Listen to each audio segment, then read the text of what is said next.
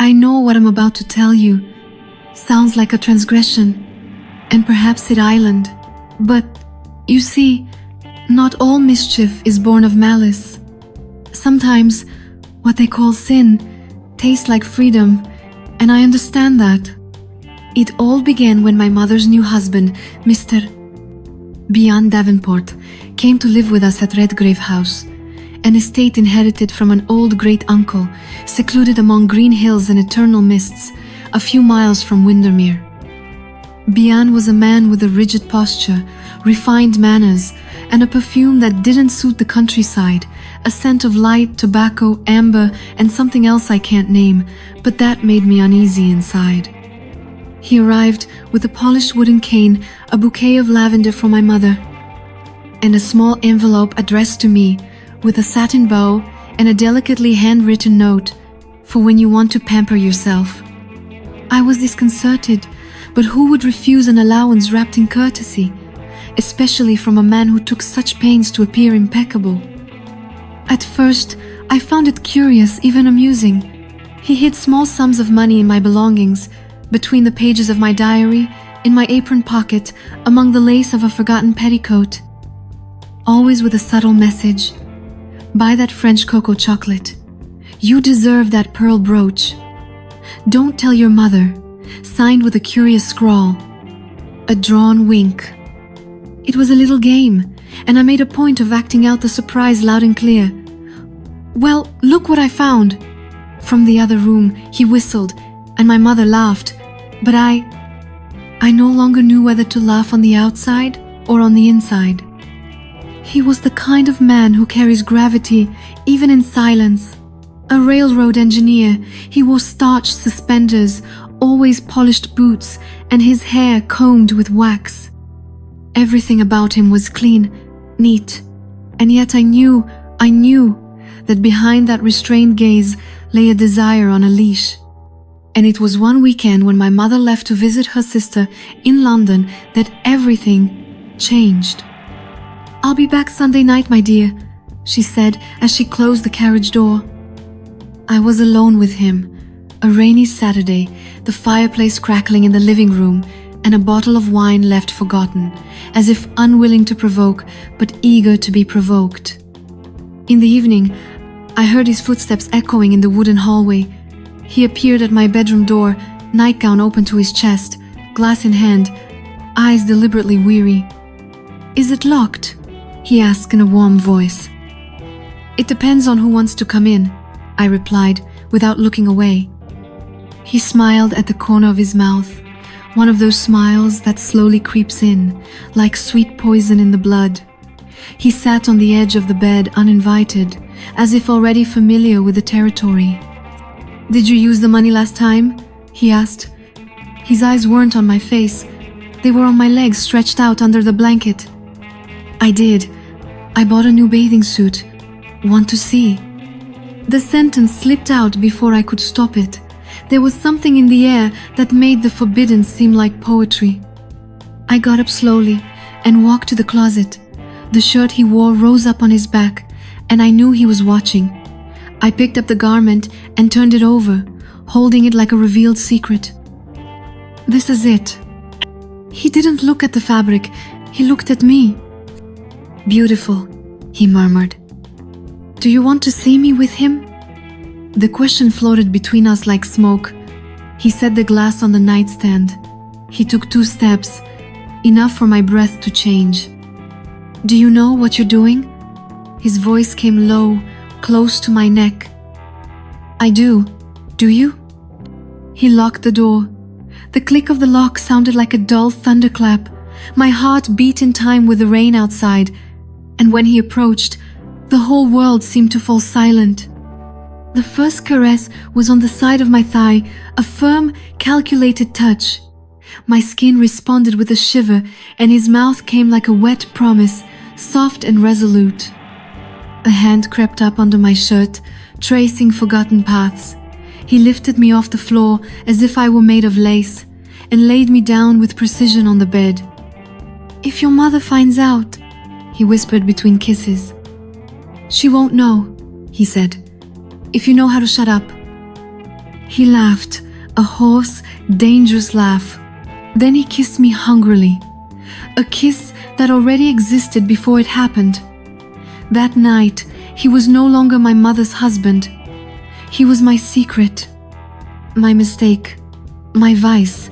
The next morning, I woke to the sound of running water. I went to the bathroom door ajar, steam escaping like a sigh. He was on his back, naked, the water running down his body as if the night before hadn't transformed him. I entered without asking permission. "Want some company?" He turned slowly. His eyes wandered over my loose shirt and landed on mine. "Wasn't yesterday enough? I don't remember you complaining." He made room under the hot spray, and there, amid the steam, the old tiles, and the sins of the early morning, it all happened again. Hungrier, more eager, less guilty. Afterward, sitting on the edge of the bed with my hair still damp, I heard his voice. "We need to be discreet. Are you going to tell her?" "Never, but this changes everything." I smiled. For me, it's only gotten better. On Monday, my allowance returned, double, with another note. "You've been an obedient girl, but you can be even better. Surprise me." And that's how our game truly began. So, my dear listener, did you also feel that warmth rising in your body? Or was it just me? Well, look, this was just the beginning, you know? If you want to know what else will happen between me and Mr. Davenport, if you know what I mean, then you know. Like the video, subscribe to the Story Factory channel, and turn on notifications. Because in the next chapter, oh my dear, danger will knock at the door, and someone will open it. His breath was warm as the steam from freshly poured tea, brushing the back of my neck as his hands, cold as silver forgotten in the night, slowly crept up the hem of my petticoat. "You're going to drive me crazy," he whispered, his voice thick with desire. "I already have," I replied with a mischievous smile, feeling the tinkle of the crystals from the chandelier still swinging from the music room ceiling. That afternoon was noisy, intense, sweaty, even with the biting late autumn chill. I changed the sheets before Mom returned from visiting Mrs. Galdino. The best part, he said, was the risk. And the greater the risk, the more he desired me. I, at 18, was learning to enjoy danger like someone learning to dance a forbidden waltz with my feet out of step with decency. The following Friday, he took me to Madame Berlot's fashion store, one of the most prestigious, on Rua dos Arcos. Mom thought it was beautiful.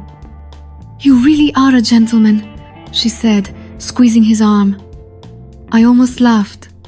If she knew what he did to me in that mirror-lined dressing room. "Turn around," he said, gently holding the curtain. I turned slowly, feeling the new fabric of the French nightgown slide over my skin like a secret caress. In the mirror, the reflection betrayed everything. The desire in his gaze, my surrendered body, the slight tremor in my hands. The smell of new leather, of woody perfume and pent-up tension. The certainty that I no longer wanted to hide. I wanted more, always more. We left the store and he handed me the bag with a discreet wink. The red one. That piece would become my favorite. That same night, I had dinner with Mom and went up to my room. I wore only the nightgown and a loose wool robe. The lights dimmed, the window ajar to let the cold in slowly. I lay on my side, leaning against the door without locking it, just so he could see a crack. Footsteps in the hallway, the creak of wood. My body was already reacting. Silently, he passed, stopped, took 2 steps back. He remained silent. I held my breath, feigning sleep, but through half-closed eyes, I watched as he slowly pushed open the door. Without a word, he just walked in. He sat on the edge of the bed and watched me. Silently, I could see the conflict in his eyes. but it was a losing battle. He approached and gently pushed aside the robe, revealing my prickly skin. "You drive me crazy," he murmured. So close I felt his breath on my neck. I turned my face and smiled lazily, pulling him closer.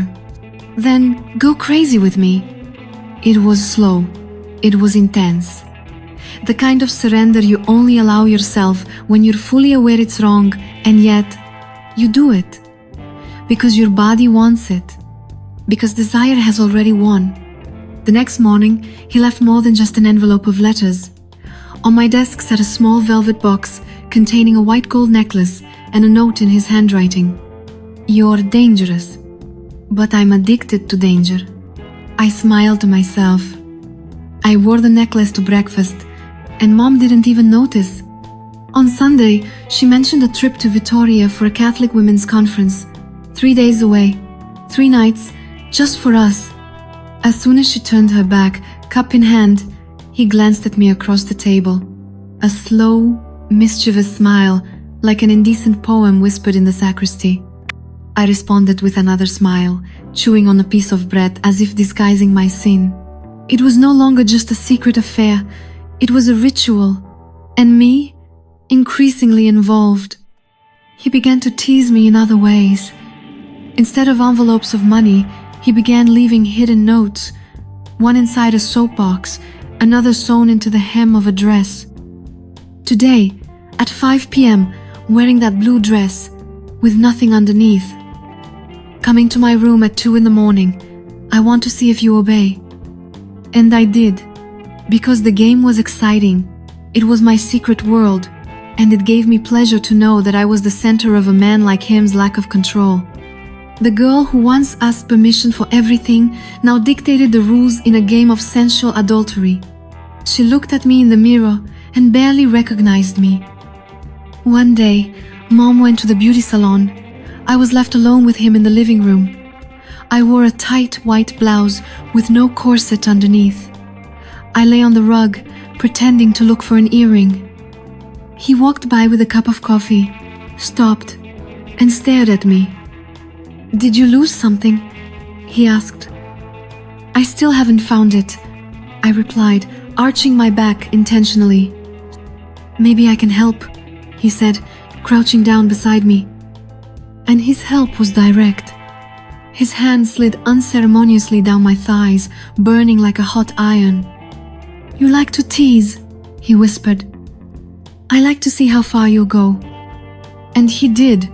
He turned me on my side, right there, on the living room floor, the curtain half open and the afternoon light streaming in golden beams. Any neighbor could see. But it was precisely this danger that ignited everything in us. His hands rose slowly. "You're a problem," he whispered in my ear. "And you're the wrong solution I chose." He didn't take off all his clothes. There was no need.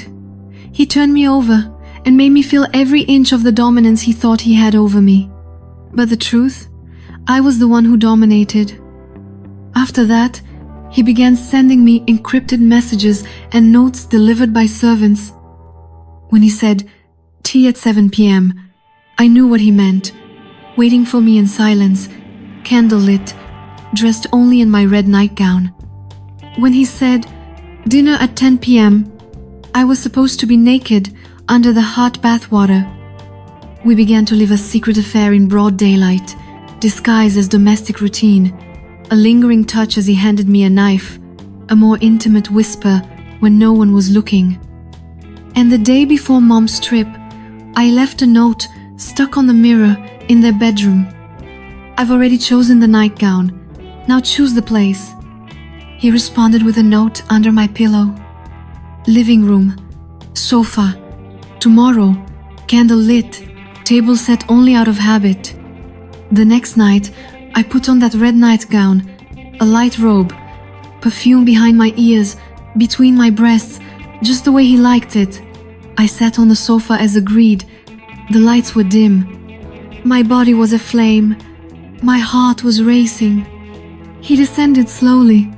Each step ached with anticipation. "You're an addiction," he whispered, closing the door carefully. then consume me. And he did, slowly, fiercely, hungry. But while he was still resting his forehead against mine, the door opened. It was my mother. She had forgotten something. The silence that followed killed me more than the scandal. He went upstairs, white as wax. I remained there, my robe straightened, trying to appear calm. Mom grabbed what she needed, kissed my forehead, and promised to return the next day. It was a miracle, or an invitation from fate to go further. That night, he didn't return. He didn't send a note. He didn't show up. And his silence was the touch that made my blood boil the most. If you felt that same chill, leave me a comment below. I want to know where you're hearing this story from, and tell me, do you think she should continue this game? Or should she stop before the scandal turns into a tragedy? I spent Sunday buzzing with excitement, walking up and down the hallways of the Deschamps family home. But he deliberately avoided me. On Monday, he left before breakfast. That night, when I entered my room, I found an envelope on the oak table. No coins. Just a letter in his firm, slanted handwriting. You knock me off my axis. You make me want more than I can handle. You're waiting for me. The same place, the same desire. I smile like someone winning a war. I use the same jasmine perfume, the same scarlet lace combination. But this time, it was different. I wanted him to know that I was now in charge. In the living room, the soft sound of the record player played the Chopin Nocturne. I lay back on the divan and let the satin robe slide, revealing the strap of my lingerie. He entered without announcing it, standing silently behind me. His woody scent reached me before his hands, which slid down my shoulder, then down my bare back. You're in my head, he whispered hoarsely, then stopped fighting. The way he took me that night was like someone surrendered, not in control, as if I were absent and he wanted to lose himself in the vertigo. Then, still breathing heavily, he looked at me gravely. I need to show you something. We went up to his room. He locked the door, opened the second drawer of the dresser, and took out a thin gold necklace with a small heart-shaped pendant. It was your mother's, but now I want it to be yours. I held the necklace as if it were a promise sewn in gold. Don't you think it's dangerous? Everything about your island. I put on the necklace and looked at myself in the mirror. For the first time, I didn't feel just like a lover. I felt part of the story, owner of the narrative. The next morning, my mother was making coffee, singing. He pretended to read the newspaper, but her eyes came to me every time she turned around. I, provocatively, bent down to pick up some toast, showing off the new necklace. She noticed. That pendant is beautiful. Where did you get it? It was in an old desk drawer. I found it by accident. He choked on his coffee, and I smiled, hiding it behind the china cup. The game was mine. Later, he pulled me by the wrist in one of the hallways. Do you want to destroy me? Only if it's out of desire. He pressed me against the wall with a quick, urgent kiss. He disappeared before anyone saw. That week, I decided to innovate. I took the carriage to the village and bought a new outfit, silk stockings, a garter belt, and navy blue lace. I paired it with heels and a deep wine lipstick. There was no photograph or phone, so I hand-wrote a note. Today, at 3, laundry room, come devour me. The room was small, stuffy, and dark. It smelled of soap and warm clothes. When he entered, he was trembling. He saw me sitting on the counter, my legs crossed, my heels tapping on the floor. You're going to kill me. Number, I just want you to live just for me. What happened there was wild, hurried, intense, the kind of thing that you remember and warms your skin. Then he laid his head in my lap in silence. And I wished, even if only for a moment, that it would last forever. The next day, his mother sent a letter. She wanted him to spend the weekend at her cottage. I heard everything from the landing, and I kept quiet, but it hurt. He left on Friday. The house was empty, and I was hollow. The silence was cruel. On Sunday night, a note. "I'll be back today, 4 in the morning. Leave the door ajar. Wait for me naked." I waited more than naked. I prepared the guest room, lit candles, sprinkled lavender, put on the perfume, and took off the rest. He arrived with hungry eyes. He lifted me into his arms without a word. The night turned into desire, and desire into addiction. When the sun rose, we were still together. "You're destroying all my certainties," he murmured, looking at me as if he saw the end and the beginning at the same time. But the problem with playing with fire is that eventually the smoke rises too high and someone smells it. It all started with my mother's purse. It fell in the kitchen, and with it, a crumpled note. "Today, without anything underneath, at 5 p.m. That was enough. That night, she served dinner in silence. He was sweating. I played naive, but he didn't know how to play under pressure. "Would you like more rice?" he asked, his eyes glued to his plate. "I have no appetite," she replied dryly. The silence chewed more than the food. She got up and locked herself in her room. He stared at the glass as if staring into an abyss. "Does she know?" I whispered. "She suspects, but she's not sure." "She will, if she keeps shaking like that." He didn't answer. He disappeared from the house. And that was the beginning of the end. Days later, no notes, no glances, no touches. He locked his room. He avoided me. He covered his tracks. But I knew it was too late. On Wednesday, my mother called me. She was sitting with a necklace in her hand. "I found this in your room." I sat up. I stared. He gave it to me. "Why?" "Because it was never just yours." She stood up like a flash and threw the necklace at me. "You're disgusting, and I'm blind." She left crying. She slammed the door. A picture frame fell. I was left naked, of pride and soul. That night, he disappeared. Silence. No note. No letter. Nothing. The next day, my mother packed her bags. She left. She said she needed to think. The house became an empty cathedral, too silent. The following week, I went to my grandmother's house. I locked everything up. I ignored the letters. I cut all ties. Until one Friday night, the property gate creaked. It was him. Unshaven, wrinkled clothes, that perfume. "Can I come in?" "You've already come in too far." "I need to explain." "You already explained everything when you disappeared." He sat on the porch step. "You took me apart." I stood there, feeling everything again. Desire, anger, want. "So build another version of you, because I'm not the same anymore." He stood up. He looked at me one last time and left.